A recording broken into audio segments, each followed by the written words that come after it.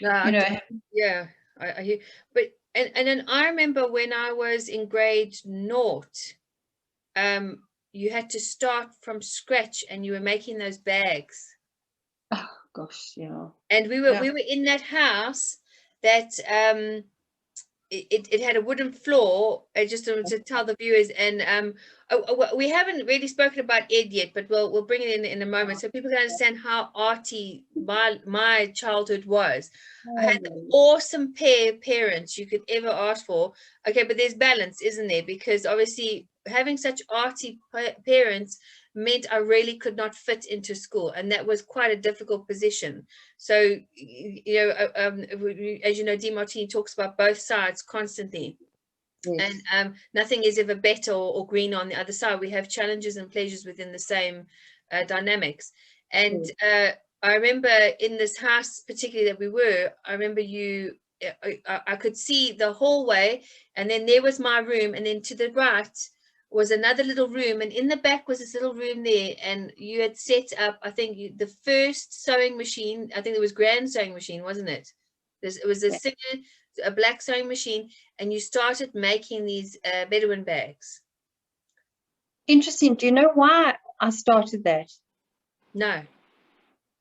We went through a massive recession in our country, Justine, and there was an embargo against us. The whole world was against South Africa because of the apartheid era, and businesses just folded up, and advertising agencies just fired people because they were just, all the clients are just moving overseas. It was a massive, massive recession that we went through. And there I was without a job.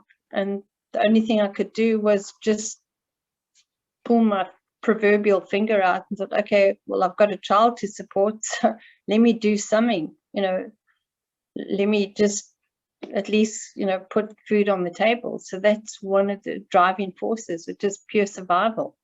And I remember everyone was against you on this. You were telling me when I was 12, and you were saying everybody was going, you're not going to make it. There's no way you'd ever make it. And you had family members even go, turn a stiff upper lip, going, there's no ways. Who would want Bedouin bags? And you said you started the movement of Bedouin bags.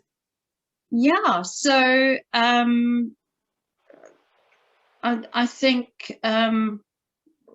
what had happened was with the amount of, I think my last 200 Rand, I spent on materials to get the samples going. And every time I do about 15 different samples, friends would hear about this, knock on the front door and say, I want them now. And then I had to make more samples because those samples were sold. And something hilarious, Justine, and I mean, I know Eddie has passed, and I'm sure he chuckles about this. Right at the back of his cupboard was this really, really, really old leather jacket. And with me being in design mode, okay, I mean, I'm in design mode. I'm a creative, so I'm going to get into that zone. And so whatever I see, I know I'll be able to turn that into a Bedouin bag. And I saw this leather jacket at the back of the cupboard, Justine. And then I calculated, well, I can actually make at least 20 Bedouin bags out of this old jacket that's lying at the back of the cupboard that's doing nothing. And this would be my profit margin. And I got so excited, I cut up his leather jacket. Oh, my word. That's brilliant. What did he do? Oh, he freaked. And I said, well, look, I'll pay you back. He said, well, money can't buy. That it was a very valuable, very valuable emotionally. He was attached to that. Oh, my word. But when he saw how inspired I was, that's when he designed a beautiful store for me, so that we could go to the village market. And I mean, he was so clever, Justine. He really was. So he designed this beautiful canopy, with the Bedouin logo on, and it was just so well presented. I mean, it was just so professionally done.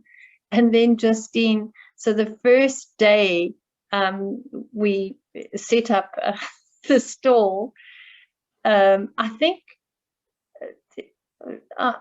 Justine, there must have been about 100 Bedouin bags, or maybe 80. Okay. And I remember this market was situated very, very close to a main road in Melville. Okay. And this huge bus stopped, and this bus was filled with Chinese tourists, and they rushed over to the market, and we must have sold about 60, 70 bags. It was so beautiful. I remember we were in shock. Oh, wow. And the naysayers obviously didn't chirp after that. They just kept quiet and felt quite embarrassed. And then another woman who I used to work with, a very, very clever businesswoman, she wanted to stay in America for a while, and she got her green card or whatever the case is. And she phoned me up and said, please, I want to stay in America for a long time. And she ordered 500 Bedouin bags from me to be shipped to, I think it was Boston.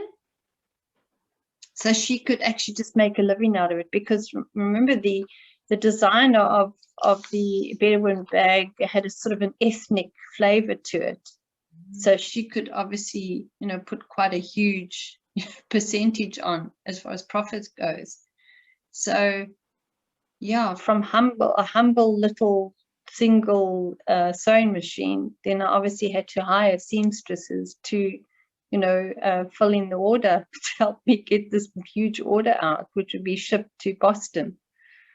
It's so nice, because I want people to hear this, because I want to hear that life hasn't been just handed to you on a plate. And you and I both know the amount of naysayers that have come across our paths, and I would say it's been quite strong walls that we've climbed, and you've climbed. And I think it's really important that people know where you started from and why you are where you are today.